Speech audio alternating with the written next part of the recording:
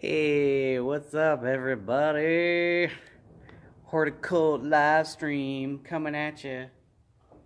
So, if you want to see these live, you need to join the Horticulture business page.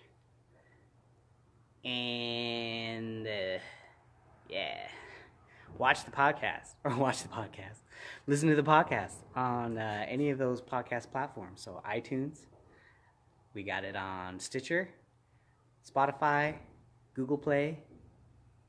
I think that's it. Just the good ones.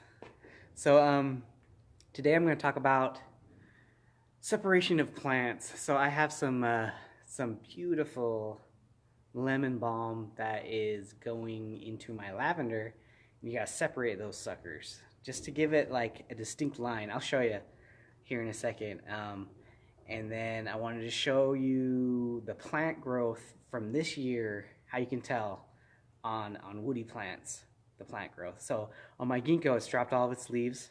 It's beautiful yellow fall color leaves, which I'm a little concerned about because I've seen some ginkgos that still have their leaves on. So I'm hopefully, early drop could be a sign of stress. So hopefully it's okay. I did transplant it. I kind of did have a little bit of a rough year in the pot. So I took it out of the pot, put it in the ground. But it had great growth. I'll show you. All right, so let's go at the lemon balm. Oh, I wanted to say too, and the horticult loves their Falcos. These are the best hand pruners that I've ever used. Swiss made, baby. Swiss made, just like the watches.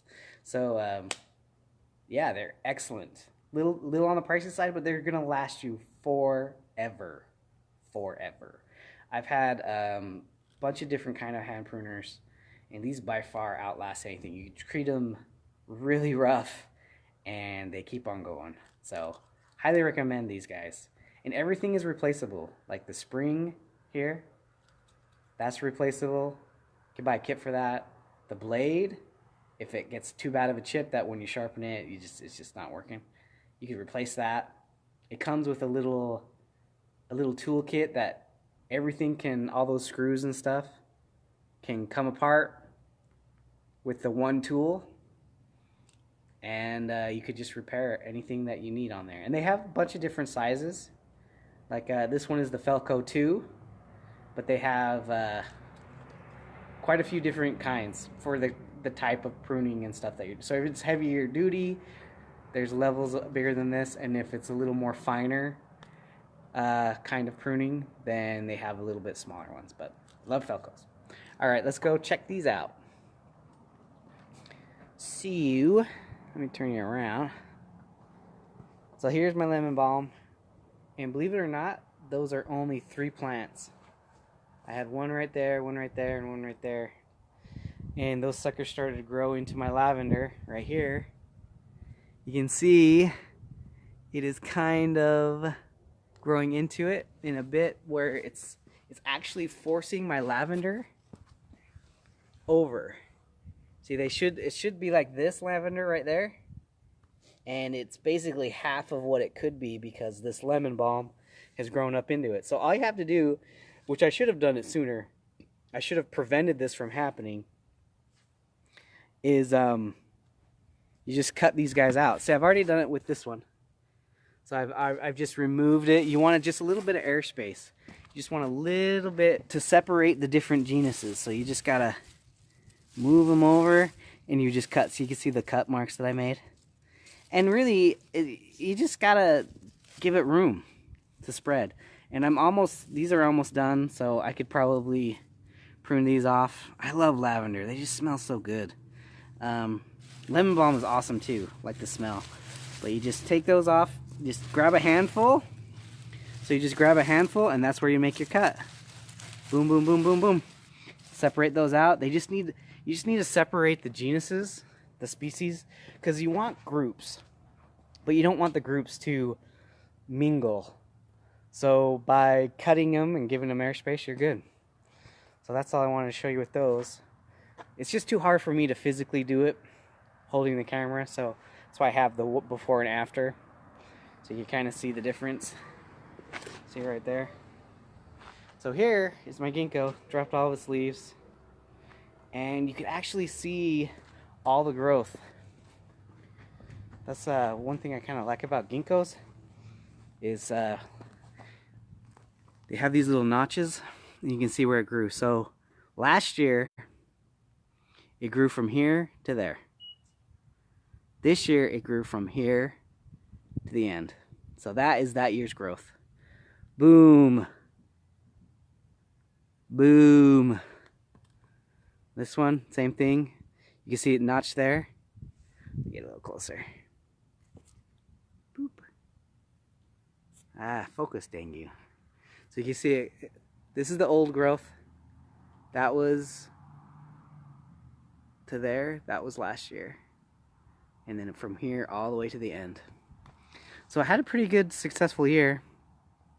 So maybe it was actually more stress last year because it just didn't grow awesome. But you kind of see the coloring is different on the old wood. It's a lot lighter. Here. So yeah, that's a pretty good shot. So right there, that notch to the end was this year. So that's pretty good growth. Ginkgos are kind of a slower growing tree.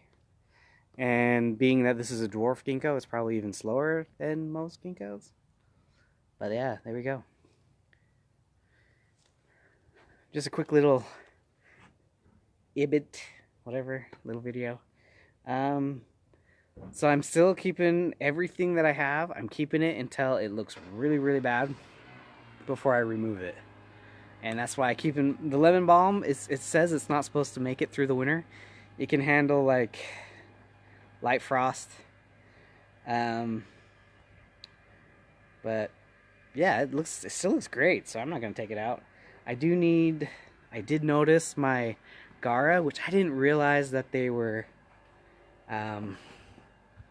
aphid. They kind of get aphids. So I need to get in there and probably cut down my aphids a little bit.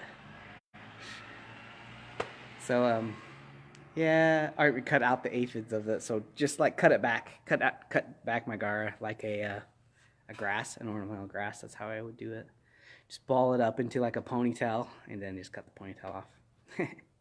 So that's it.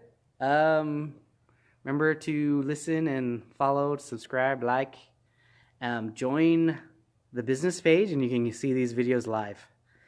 And then you can participate. You can ask me questions. This is the one I would actually really try to answer questions. Are these? It's a lot easier for me to see. And we just had our last podcast come out, and it was on saving tender bulbs. So bulbs and tubers and chromes. I don't know. It's like elephant ears and canna lilies, stuff like that, and how to prep those properly to keep them over until next spring, so you can have them next year. More of the tropical kind of stuff. So dahlias is the tubers that we talk mostly about, but we go in, any of the way that we talk is any of those strategies would work with any of those tender tubers and bulbs and stuff. So there you go. Hey, keep on planting on, Babylon. We'll see you next time.